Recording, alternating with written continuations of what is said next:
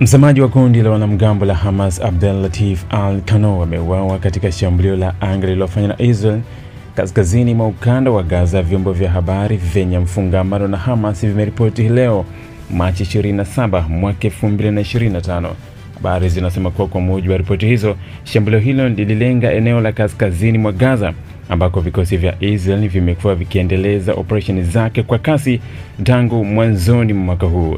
Kifo cha Al-Qanoh kinamfanya kwa mmoja wa viongozi wa juu wa Hamas waliouawa katika kipindi cha hivi karibuni, wakati Israel ikiendelea na mashambulizi yake dhidi ya kundi hilo. Al-Qanoh alikuwa msemaji wa Hamas kwa muda mrefu na alikuwa na nafasi muhimu katika kueneza msimamo wa kundi hilo kwa vyombo vya habari. Alikuwa akionekana mara kwa mara katika mahojiano na kutoa matamko rasmi kuhusu operation za Hamas na misimamo yake ya kisiasa dhidi ya Israel.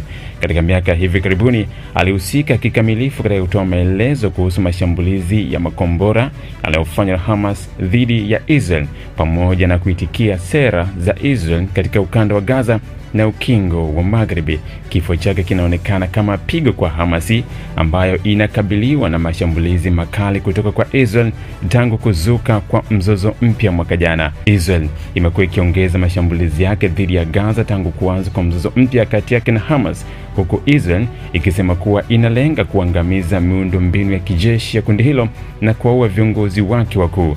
Tangu kuanza kwa mashambulizi hayo, maelfu ya Palestina wameuawa, huku mamilioni wakikabiliwa na hali mbaya ya kibinadamu kutokana na uharibifu wa miundombinu na ukosefu wa mahitaji ya msingi kama vile chakula, maji na huduma za afya. Jeshi la Israel limesema mara kwa mara kwa operesheni zake zinawalenga wanamgambo wa Hamas na miundombinu yao ya kijeshi, lakini mashirika ya haki za binadamu yameeleza wasiwasi wao kuhusu idadi kubwa ya raia waliouawa katika mashambulizi hayo. Mauaji ya Al-Qanoh yanakuja wakati ambapo jumuiya ya kimataifa inaendelea kutoa wito wa kumaliza ghasia zinazoendelea Gaza. Umoja wa Mataifa na mataifa mbalimbali ikiwemo Misri, Qatar yamekuwa yakihimiza pande zote mbili kufanikisha usitishaji mapigano, ingawa juhudi hizo zimekuwa zikikwamishwa na msuguano wa kisiasa na masharti yanayotolewa na pande husika.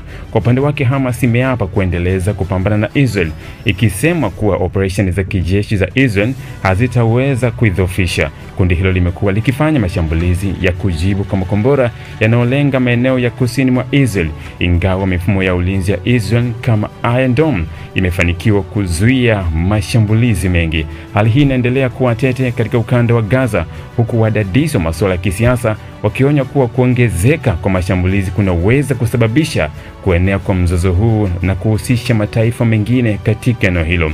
Wakati huo, maelfu ya raia wa Gaza wanaendelea kukimbia makazi yao wakihofia mashambulizi zaidi. Mauaji ya Abdel Latif Qanoh yanaongeza idadi ya viongozi wa Hamas waliouawa tangu kuanza kwa mashambulizi ya Israel. Hata hivyo, hatua hii inaweza kusababisha shinikizo zaidi katika juhudi za kidiplomasia za kutafuta suluhu la kudumu kwa mgogoro wa Israel na Palestina. Wakati mzozo ukiendelea, macho ya dunia yanabaki kuelekezwa Gaza, huku wasiwasi ukiongezeka kuhusu mustakabali wa eneo hilo. Hii ni Global TV, naitwa Nesmo Sangalali. Bwana Mashaka, vipi? Habari ya siku bwana. Mbona kwenye ofisi za mikopo tena ndugu yangu?